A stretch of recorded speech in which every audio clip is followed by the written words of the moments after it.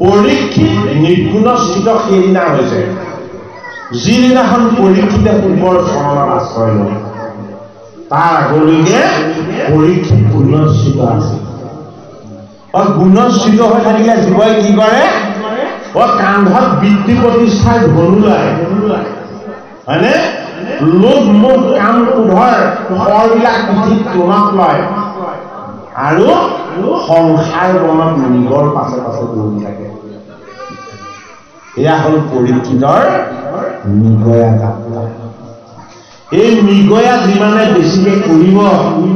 সিমানে অন্তৰখন কি হয়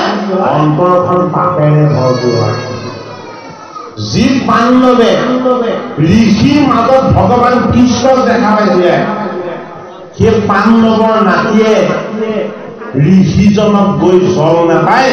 অট্টুবাক্য প্ৰয়োগ কৰিছিলে